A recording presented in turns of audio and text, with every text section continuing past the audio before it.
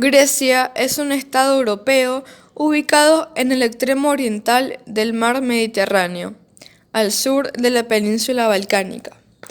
En la antigüedad, su territorio podía dividirse en dos regiones: Grecia continental, surcada por montañas que no superan los 3.000 metros de alto. Las cadenas montañosas encierran valles muy poco comunicados entre sí. Y Grecia insular, que es un conjunto de más de 2.000 islas. La isla Creta cierra el conjunto de islas por el sur. El territorio griego está rodeado por los mares Egeo, Jónico y Mediterráneo. Los poblados se fueron uniendo bajo la protección de un dios común al que ofrecían fiestas y sacrificios. Así nacieron las ciudades alrededor del siglo VIII a.C. Los griegos llamaron polis a estas ciudades que dieron lugar a una nueva forma de organización política en Grecia. Cada polis era una ciudad-estado que se caracterizaba por su independencia frente a cualquier otro estado o poder.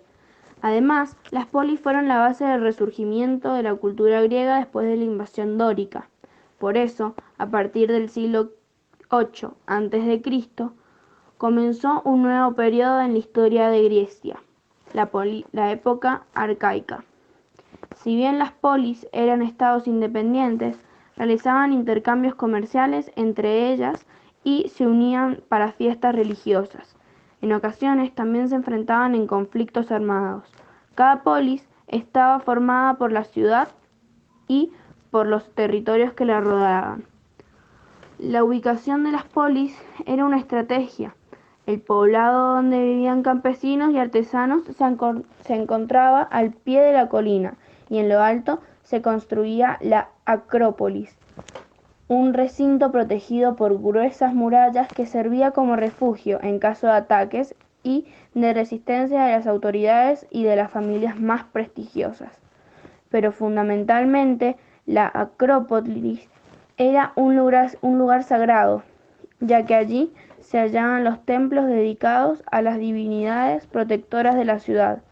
Otra parte importante de la polis era el agora, o plaza pública, donde funcionaba el mercado y los ciudadanos se reunían a discutir los problemas de la comunidad, que sus comienzos estaba compuesto solo por nobles o aristócratas, que eran los más ricos porque poseían las mejores tierras y los rebaños más numerosos. Atenas. Atenas está ubicada en la península Ática. En el siglo V a.C. se convirtió en el centro de cultura griega y del poder militar. Como ocurrió en todas las polis griegas, en sus inicios estuvo gobernado por un rey. Luego, el gobierno se convirtió en una aristocracia, gobierno de los mejores, porque los nobles consideraban que tenían condiciones especiales para dirigir la polis. Recién, a fines del siglo VI a.C., luego que finalizó el periodo de los tiranos, un aristócrata llamado Clístenes llegó al gobierno de Atenas. Él realizó reformas que dieron origen a la democracia. Una de las figuras más destacadas fue Pericles, un orador, político y general. Cada tribu debía elegir un estratega y un arconte. En total eran elegidos 10 estrategas que se ocupaban de dirigir el ejército y la flota, y 10 arcontes que se ocupaban de asuntos administrativos y religiosos. Esparta fue fundada en el siglo X a.C. por los dorios en la península de Peloponeso. La ciudad estaba gobernada por 2 reyes, también había un consejo de ancianos, la Gerusia, que elaboraba las leyes, y la asamblea popular, formada por los ciudadanos mayores de 30 años, que aprobaban o no las leyes que presentaba la Gerusia, sin posibilidad de discutirlas.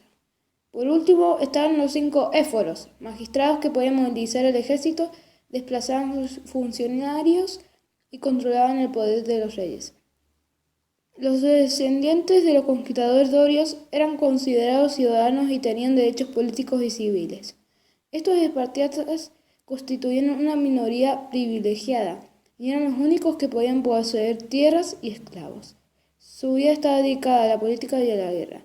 Por debajo de los espartiatas se encontraban los periecos. Eran descendientes de comunidades campesinas que no opusieron resistencia a la dominación doria. Eran libres, pero carecían de derechos políticos y se encontraban excluidos de los cargos públicos. Sus actividades principales eran el comercio y la artesanía. Estaban obligados a pagar tributo a los espartiatas y a ser auxiliares en los ejércitos. Los ilotas eran los que se habían resistido a la invasión y constituían la parte más numerosa de la población.